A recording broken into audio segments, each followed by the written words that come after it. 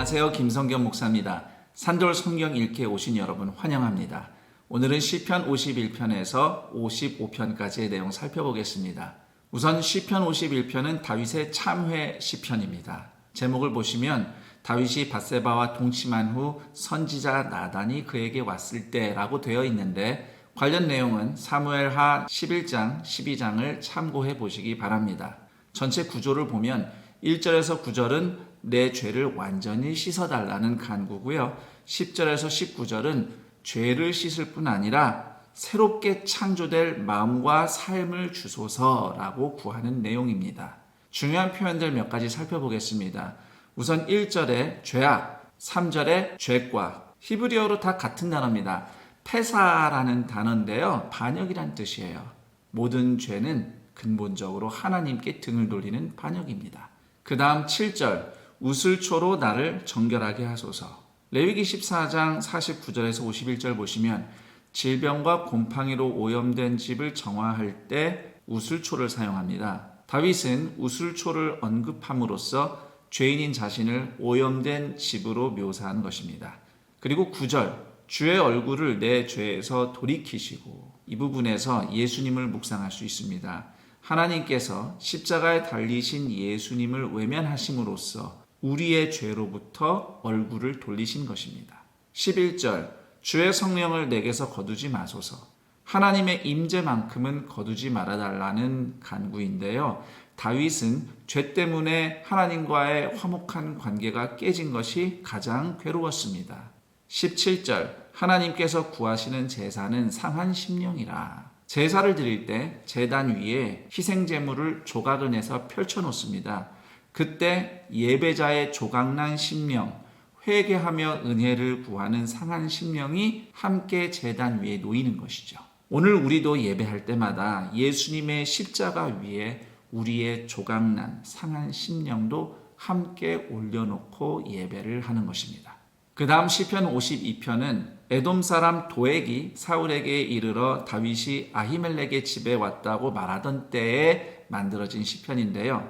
사무엘상 21장과 22장을 보시면 다윗이 사울을 피해 제사장 아히멜렉을 찾아갔는데 마침 거기에 다윗을 목격한 사울의 신하 에돔 사람 도액이 왕에게 고해 바칩니다. 그러자 사울왕은 다윗을 도왔다는 이유로 아히멜렉과 제사장 공동체와 주민들을 모두 학살하고 맙니다. 시편 내용을 보면 1절에서 3절은 포악한 자의 혀에 대한 고발이고요. 4절에서 5절은 간사한 자의 혀에 대한 고발과 하나님의 심판을 선언하는 내용입니다. 6절에서 9절은 의인은 혀를 함부로 놀리는 악인을 비웃으며 하나님께 감사와 찬양을 올릴 것이다 라고 노래합니다. 중요한 표현 몇 가지만 보면 1절의 포악한 자는 힘센 자라는 표현인데요. 시편 52편에서 포악한 사람은 주로 혀를 이용해서 악을 행합니다. 마치 도액이 말을 함부로 해서 노베 제사장들과 주민들이 몰살당하게 만든 행동과 마찬가지인 것이죠. 반면 의인의 혀는 악인의 혀와 달리 9절처럼 하나님을 감사하며 찬양을 올립니다. 그리고 5절, 악인은 자신의 장막에서 뿌리가 뽑히지만 8절, 의인은 하나님의 집에 심겨진 푸른 감람나무와 같습니다. 그리고 하나님의 인자하심을 영원히 의지한다고 했으니 영원히 하나님의 임재에 심겼다는 의미가 되겠습니다. 그 다음 시편 53편은 14편과 쌍둥이 시편입니다.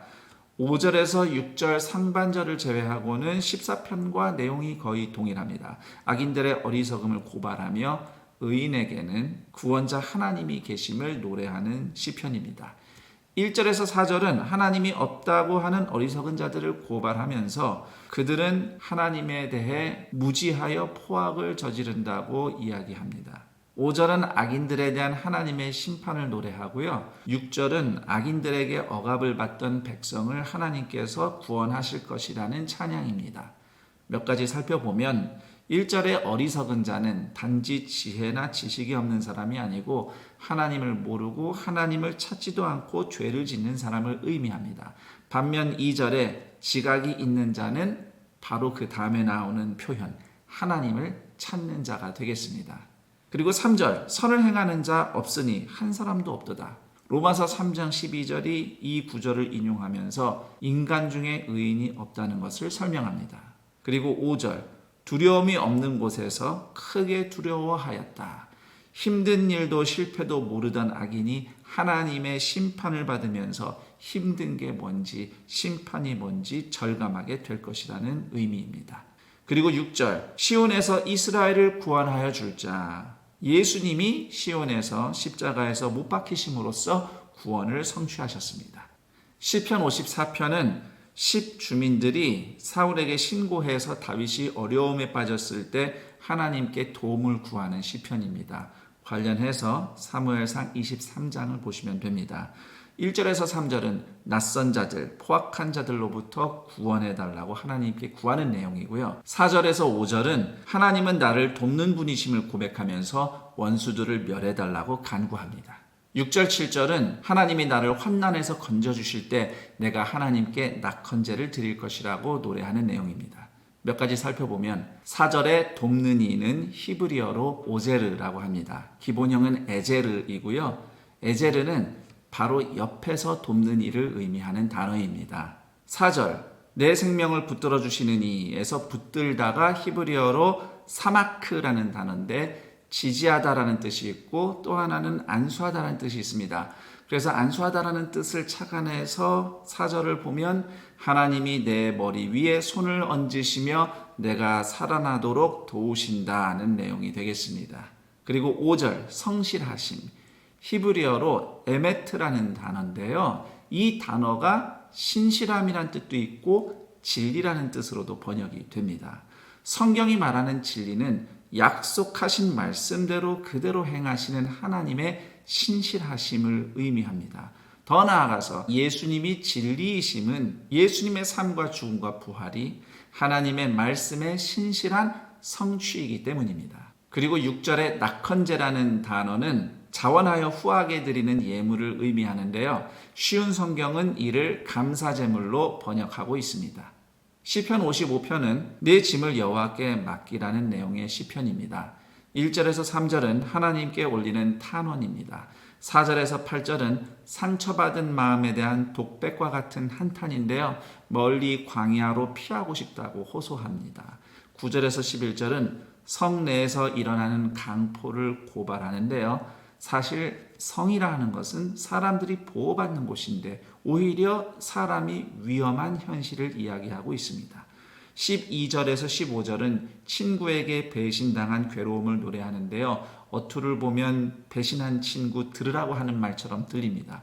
물론 그 사람에게 하고 싶은 말이지만 하나님 앞에서 함으로써 이마저도 기도가 되고 있습니다. 그 다음 16절에서 19절은 들으시고 구원하실 하나님을 신뢰하며 하나님께 기도하겠다는 다짐이고요. 20절, 21절은 대적자들에 대한 비난, 22절은 하나님께 짐을 맡기라는 권면입니다. 그리고 마지막으로 23절은 하나님이 대적자들을 심판하실 것이며 나는 오직 하나님을 의지하겠다는 다짐입니다. 몇 가지 내용 보면 우선 15절에 사망이 갑자기 그들에게 임하여 산채로 스올에 내려갈지어다. 쉽게 말하면 다 죽어서 지옥에나 떨어져라. 이런 표현입니다. 21절에 우유기름이란 단어가 나오죠. 버터를 의미합니다. 23절 하나님이여 주께서라는 표현 히브리어로 보면 아타 엘로힘이라고 되어 있습니다. 하나님 당신께서, 지금 하나님을 당신이라고 부르고 있습니다. 그리고 23절 뒷부분도 나는 주를 의지하리이다 라고 되어 있는데 히브리어로 보면 나는 당신을, 아타, 당신을 의지한다 이렇게 되어 있어요. 비록 친구에게 배신당한 아픔이 있지만 대신 다윗은 하나님을 아타, 당신이라고 부를 수 있는 친밀한 교제를 누리고 있습니다. 여기까지 시편 51편에서 55편까지 살펴봤습니다. 그럼 전 여기서 인사드리고 다음 시간에 다시 찾아뵙겠습니다. 감사합니다.